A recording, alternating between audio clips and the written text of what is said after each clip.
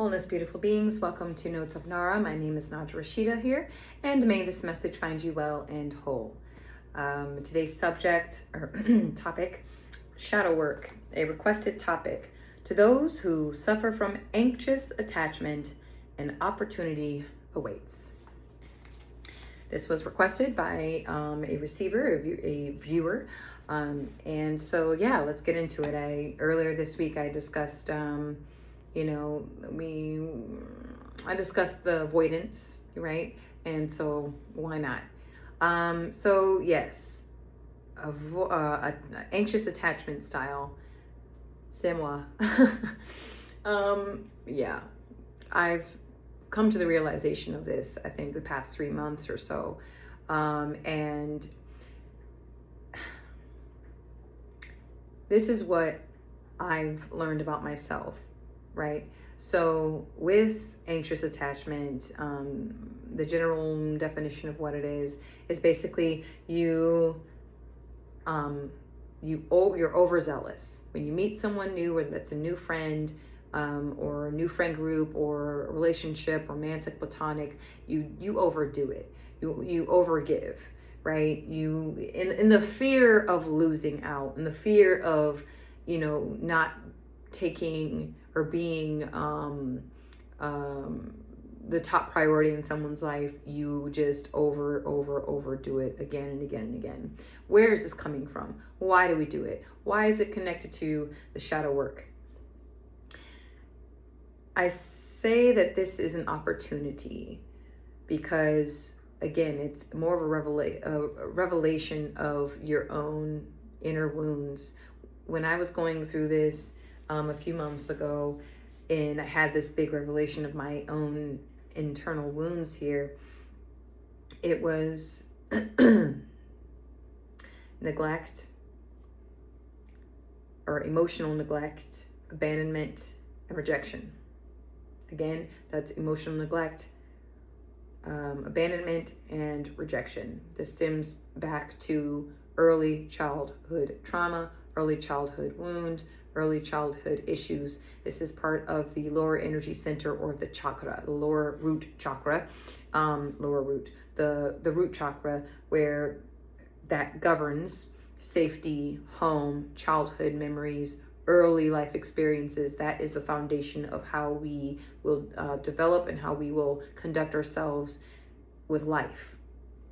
And the most important thing, especially as an educator, especially as someone that works with children, I will say that children need stability. What is stability? It's safety and security. When you don't get those two things, safety and security, in your childhood,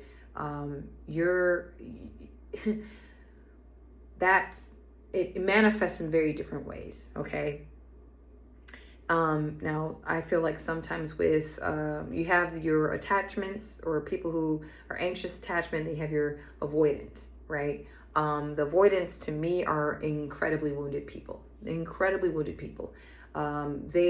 almost like opposites, right? The attachment overgives, and then the avoidant gives nothing at all, hardly, breadcrumbing. Okay, they're notorious for just giving you just a little bit, and then they bounce. You don't hear from them. They ghost, right? The attachment, anxious attachment, they hyperfixate on the connection. They're very much, it almost turns into a psychosis to some degree, where, that's all you can think about. The person's all you can think about. The friendship's all you can think about. You overthink things. You overdo it.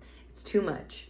There's an opportunity to do inner work. When you, as an anxious attachment individual, right? And I say suffering because it is suffering. You are suffering. And you're able to take a step back. Let's say your person, the avoidant, has completely discarded you, right? They took what they wanted, they needed, and they are full, belly is full, and they leave you hungry. And you're sitting there like, what now? And the lesson in that is that you have to learn how to feed yourself. You have to learn how to nurture yourself, how to find your own nourishment from the soul, right? And I always say that there is the physical body, the spirit body, and the soul body. The soul body governs all, right? And then but the spirit is the bridge between the reality and the soul. And when the spirit is injured, when you have those internal childhood wounds, right, and they're unaddressed, and you're left alone and starving, you're emotionally starved, 9 chances out of 10, if you don't address the wound, you don't learn the lesson, it will repeat itself yet again, which I've spoke about. Energy loops, energy looping, right? It looks like a figure 8 to me, the infinity symbol, just energy looping, karmic cycles over and over and over again. You can break this. There's an opportunity to break this once you decide and once you choose to address your anxious attachment style. Why are you doing what you're doing, right? What makes you think that you have to go above and beyond to prove your love, to prove your value, to over-explain yourself, over-explain your needs, over-explain your wants and desires to someone that could give 2 shits? That's just the cold, hard truth. It's a frequency. These are frequencies that you hold within, right? Frequency of emotional unavailability, rejection, and abandonment. These are frequencies that you're doing to yourself, right? They have been done to you, and when not addressed in a proper way, not addressed with patience and compassion, not addressed with possible therapy, right? Or spiritual healing, right? Not addressed at all, you end up emotionally abandoning yourself, or just abandoning yourself completely. You become emotionally unavailable to yourself, meaning you completely disregard your emotional radar, your intuition. Something's not right with this person. Something's not right with this friend group. Something isn't right. Oh, but you bypass that. Oh, it's not that big of a deal. Oh, I'm just overthinking things, right? The moment that we need to overthink, right? When those red flags are going do, right? Waving right in front of your face, we just shut that shit down and act like we don't see anything. And then we have rejection. Rejection hurts. Okay, rejection is an awful feeling, and I've shared in the previous video that I've gone through something similar in the past at a very young age. It was a very specific memory, when I was about 7 or 8 years old, and I was rejected from a friend group, right? And no real reason. It wasn't their fault of their own at all. It was a judgment that was projected onto them that they then projected onto me, and it hurt. And I remember that. And our core memories, where in your childhood, your earliest memories of being alive in this world, in this reality, in this realm, were you most hurt, were you most injured? And a lot of the time, as adults, men and women, we don't really we don't make the time to think about the past. Oh, the past is the past, doesn't matter. Past is the past, right? We don't think, or it's too painful to look back and to look at these things, to actually allow ourselves to feel emotions, right? And so they become ghosts.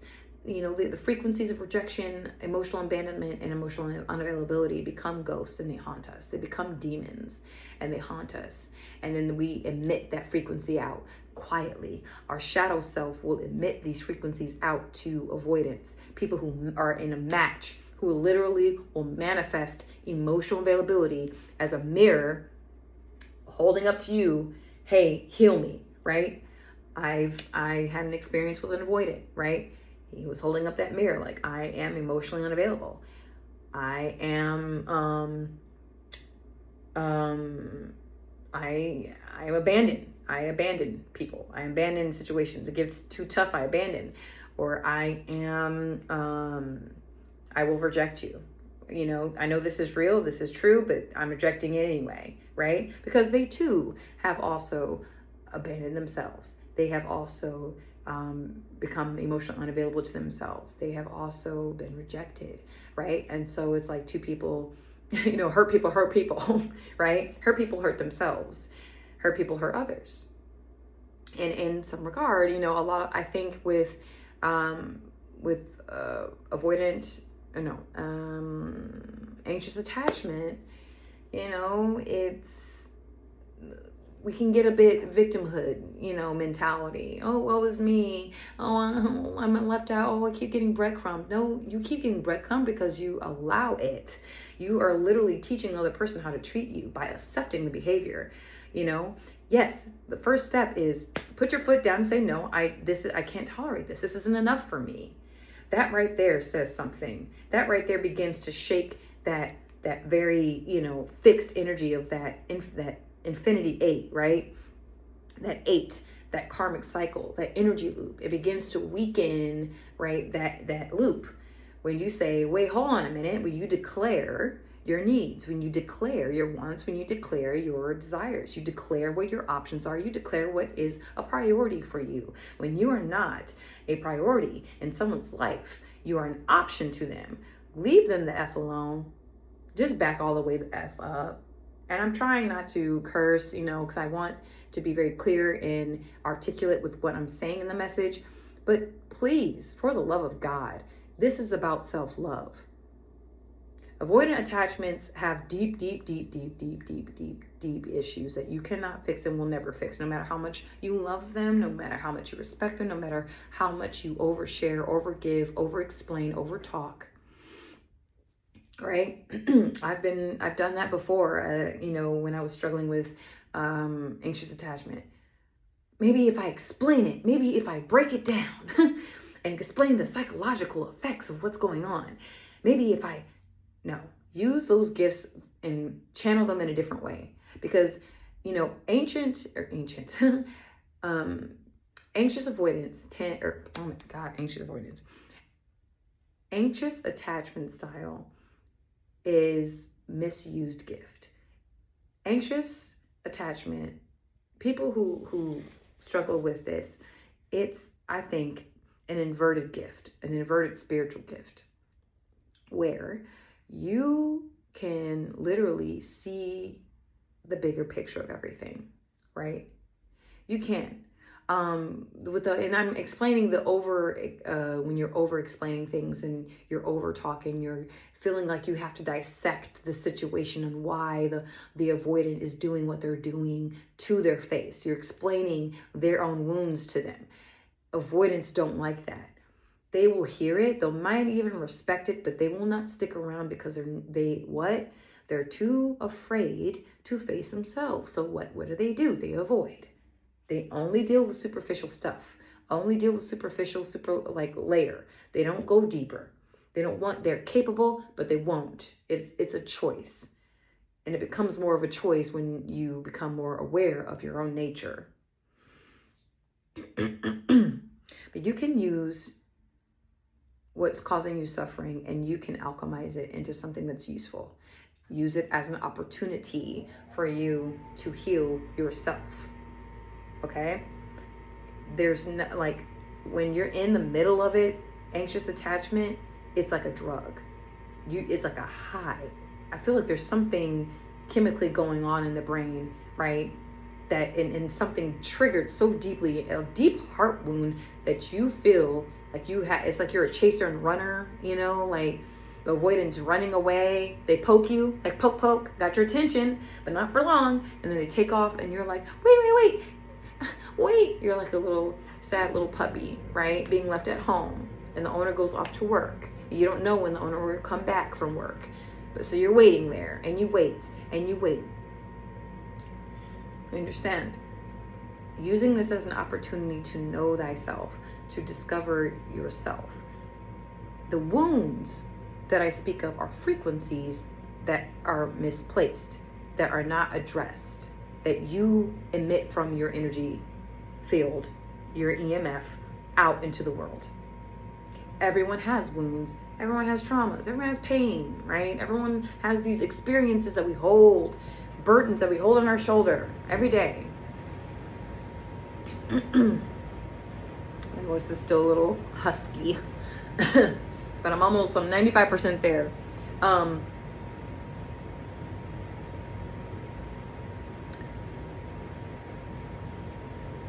Friendships come to mind. Think of friendship circles. Okay, friendship circles are because people oftentimes when I'm hearing attachment styles, they're talking about the one ex that did them wrong, right? That left them behind. I gave so much of myself. You gave so much to the wrong person. It gets tricky with friendships because there's some friend groups that it's very well balanced, and you go over their house for dinner, they go over your house for dinner, right? You hang out with their family, they hang out with your family, okay?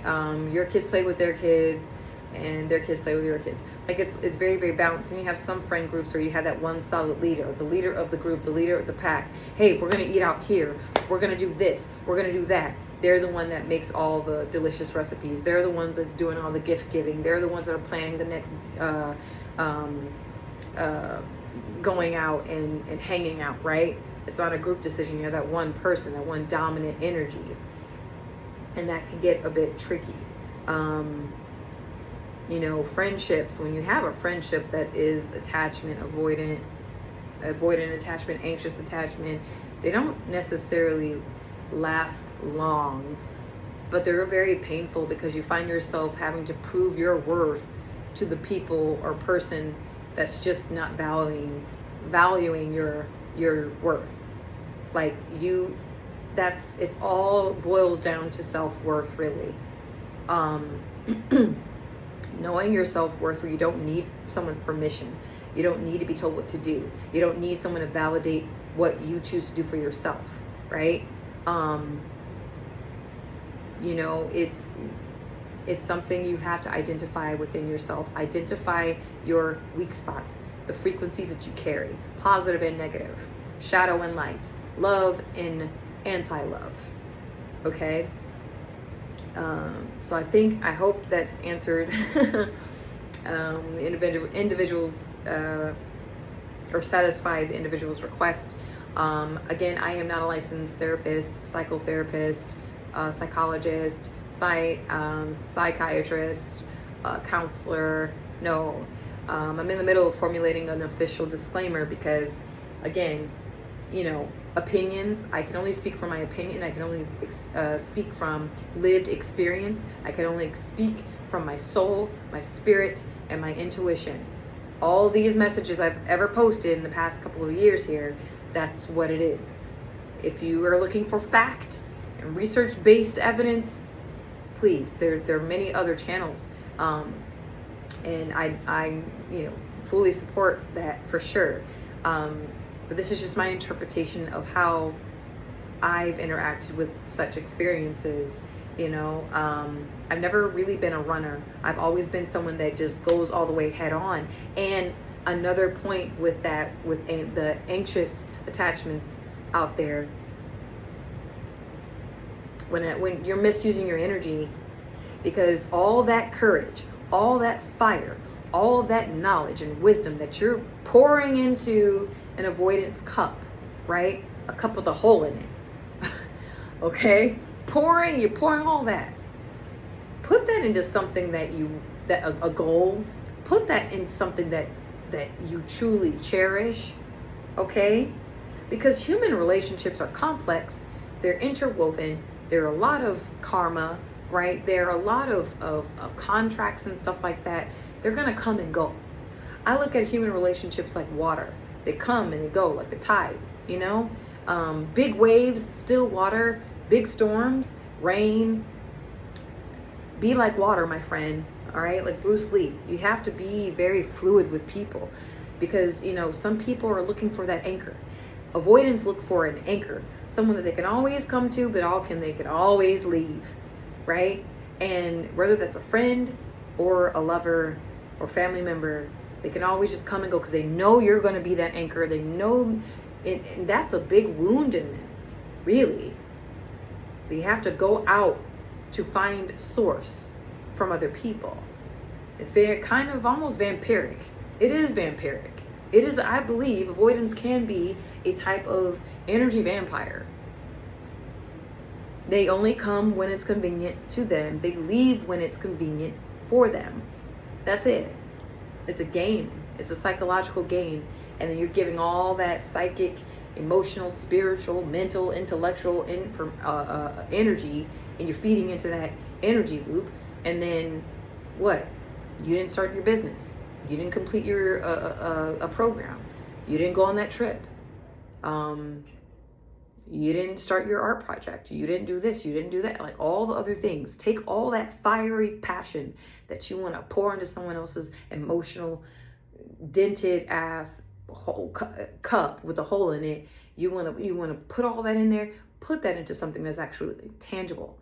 Relationships are tangible if it's an alignment and if it's agreeable with your energy. Avoidance are only agreeable because you're giving off certain frequencies and they're able to, and that match theirs. And just because energy matches doesn't mean it's in alignment, and it doesn't mean that it's for you. You know, don't be someone's energy food, because that's what anxious attachments are. You're just someone's food, just eating. And then they're full. Ooh, thank you so much for that energy meal. I love that. Thank you for those constant text messages. Thank you for those long conversations. That's 5 to 6 hours. Yum, yum, yum. Thank you for the pictures and the videos. Yum. This is delish, right? That's what it is. It sucks, but that's the truth. I know it's rough. It's rough out there. Okay, especially in the dating world. Listen. All my blessings. Okay. All right. It's rough. Modern day dating is on another level, on a new level. And it's more psychological than ever before now. You have to be on your spiritual game. You have to press pause. Have seasons of abstinence. Have seasons of celibacy. Enjoy singlehood. Singlehood is an opportunity, my dear anxious attachment people. Singlehood is an opportunity to get closer to consciousness within the self. Consciousness, God, consciousness, source, your spiritual life, right? Doctoring and nurturing and nursing those wounded emotional parts of yourself. Because ain't nobody going to be able to do it but you. That is your assignment. For those that suffer with anxious and attachment style. Like that is your assignment in your contract, right? Because we have soul contracts with others. We have soul contracts with ourselves that must be fulfilled.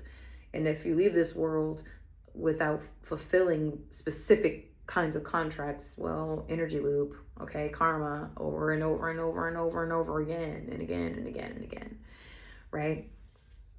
And with avoidance, they just, I don't know, they're like this, they disappear like a ninja in the night. They really do. It's like, whoa, they're here, and then boop, they're not, you know. It's like, where'd they go? Gone. they just, you know, they disappear. They're here, and then, whoop, where are they? Can you see them? No. Will they come back? Who knows? You know, that's a frequency. Okay, that's a frequency in them. There's some moment in their life where they had an energy in their life that would do that to them. That energy in their life will come in, come out, come in, come out, come in whenever it was convenient for them. So now they do the same thing, right? To keep themselves safe, all the while never truly facing their shit. Never truly facing the deepest wounds. Avoidants are afraid of looking into the mirror. And I'm not saying they can't go into the bathroom and look in their face and face themselves. I'm saying it's very different when you're able to see yourself through the eyes of another person. Not everybody's ready for that. Most people aren't. I had another viewer here that mentioned that most people are not equipped to handle connections with people where they're looking at themselves through another, right? But ancient, I keep saying ancient, interesting. Anxious attachment style people tend to stare at the mirror too long. Well, how does that make sense?